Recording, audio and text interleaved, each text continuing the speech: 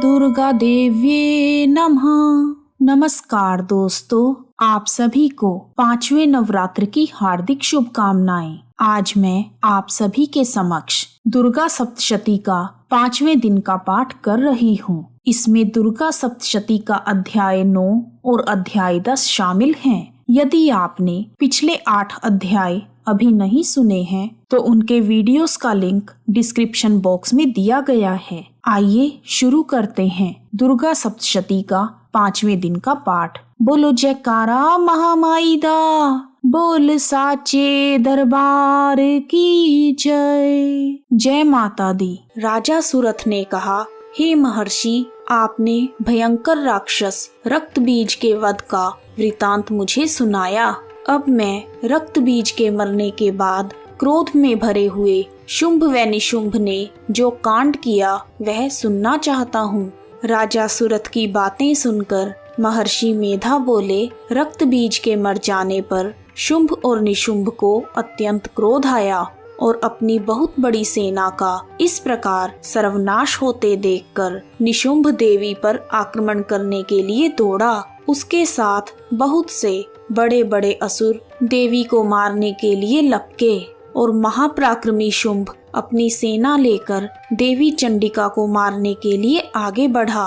फिर शुंभ और निशुंभ का देवी से भयंकर युद्ध हुआ और वह दोनों असुर देवी पर बाण फेंकने लगे। उनके बाण ऐसे लग रहे थे जैसे मेघों से वर्षा हो रही हो। उन दोनों के चलाए हुए बाणों को देवी ने अपने बाणों से काट दिया और अपने शस्त्रों की वर्षा से उन दोनों दैत्यों को चोट पहुंचाई। निशुंभ अपनी तेज तलवार और चमकती हुई ढाल लेकर देवी की ओर बढ़ा। देवी ने अपने क्षुरप्र नामक बाण से निशुंभ की तलवार व ढाल दोनों को काट डाला। तलवार और ढाल कट जाने पर निशुंभ ने देवी पर शक्ति से प्रहार किया। देवी ने अपने चक्र से उसकी शक्ति के 2 टुकड़े कर दिए। शक्ति के टूटने पर निशुंभ को बहुत क्रोध आया और उसने देवी को मारने के लिए शूल फेंका, किंतु देवी ने अपने मुक्के के प्रहार से उसके शूल को चूर चूर कर दिया। फिर उसने देवी पर गदा से प्रहार किया। देवी ने त्रिशूल से गदा को भस्म कर डाला। उसके बाद वह फरसा लेकर देवी की ओर लपका। देवी ने अपने तीखे बाणों से उसे धरती पर सुला दिया। अपने महापराक्रमी भाई निशुंभ को इस प्रकार देवी से हारते हुए देखकर शुंभ क्रोध से भर गया और वह देवी को मारने के लिए दौड़ा। दैत्यराज शुंभ रथ में बैठा हुआ उत्तम आयुधों से सुशोभित अपनी 8 बड़ी बड़ी भुजाओं से सारे आकाश को ढके हुए था। शुंभ को आते हुए देखकर देवी ने अपना शंख बजाया और धनुष की टंकोर का अत्यंत भयंकर शब्द किया। साथ ही अपने घंटे की नाद से जो संपूर्ण दैत्य सेना के तेज को नष्ट करने वाला था उसे संपूर्ण दिशाओं में व्याप्त कर दिया। इसके पश्चात देवी के सिंह ने भी बड़ी जोर की गर्जना की। उसकी गर्जना से पृथ्वी, आकाश और 10 दिशाएं पूरित हो गई। फिर आकाश में उछलकर कालिका देवी ने अपने दांतों तथा हाथों को पृथ्वी पर पटक दिया।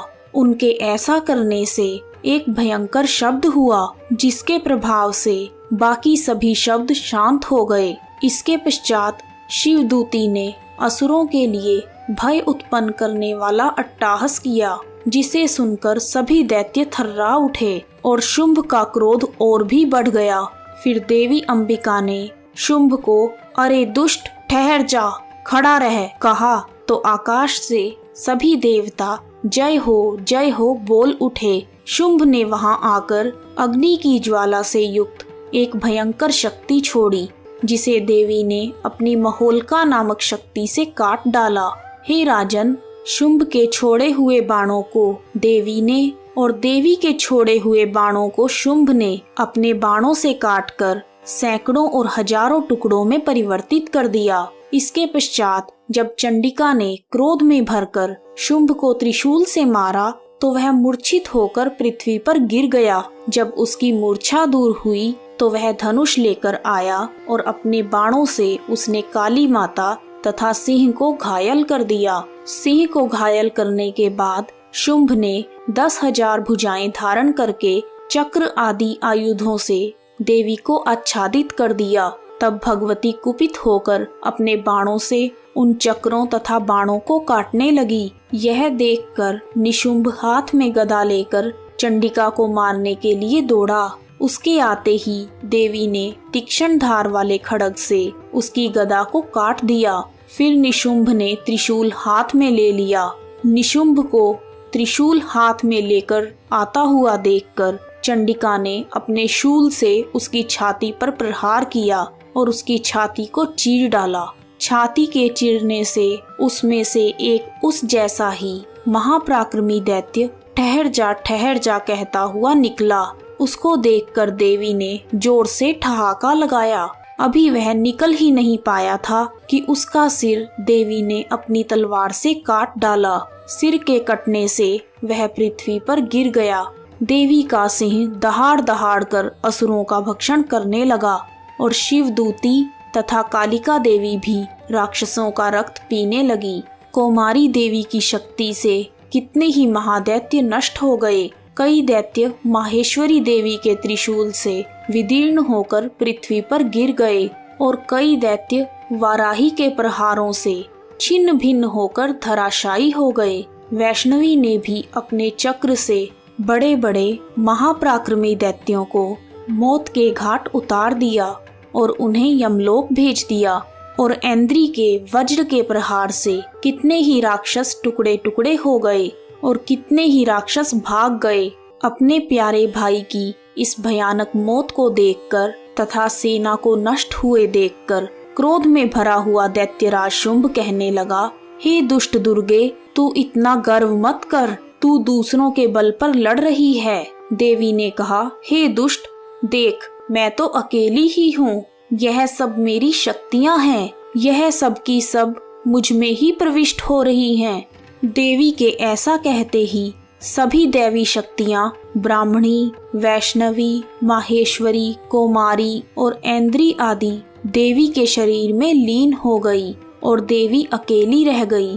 तब देवी ने कहा, मैं अपनी ऐश्वर्य शक्ति से अनेकों रूपों में यहाँ उपस्थित हुई थी। अब मैंने उन सभी रूपों को अपने में समेट लिया है। अब मैं यहाँ पर अकेली हूँ, तुम भी यहीं ठहरो।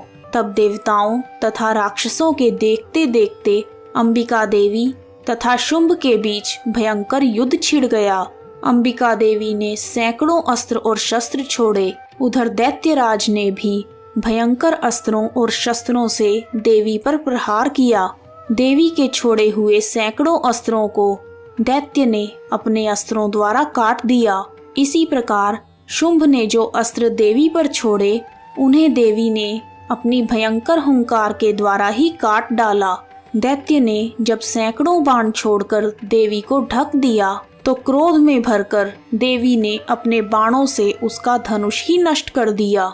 धनुष के नष्ट हो जाने पर शुंभ ने एक शक्ति चलाई, लेकिन देवी ने उसे भी काटकर फेंक दिया। शक्ति के कट जाने के बाद शुंभ चमकती हुई ढाल लेकर देवी की ओर बढ़ा, परंतु जब वह देवी के समीप पहुंचा तो देवी ने अपने तीक्ष्ण बाणों से उसकी चमकने वाली ढाल को भी काट डाला।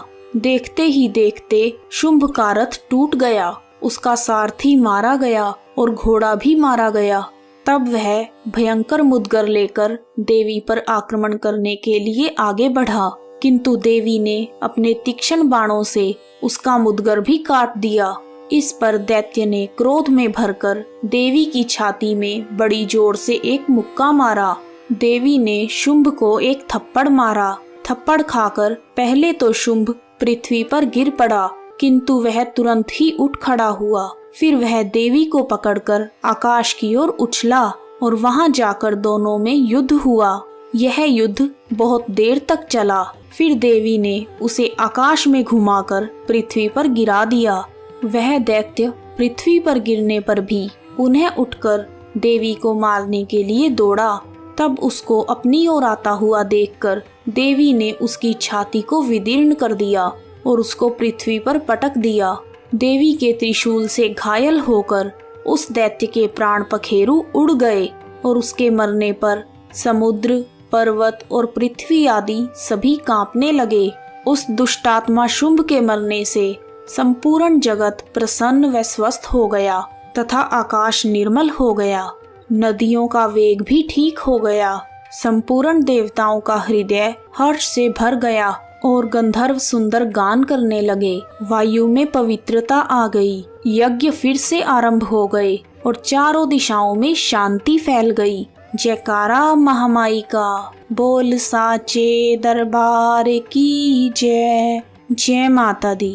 यदि आपको दुर्गा सप्तशती का 5वें दिन का पाठ पसंद आया है तो कमेंट बॉक्स में जय माता दी लिखना ना भूलें। आप सभी का हार्दिक धन्यवाद। जय माता दी। जोर से बोलो जय माता दी, सारे बोलो जय माता दी, मिलकर बोलो जय माता दी। जय माता दी, जय माता दी।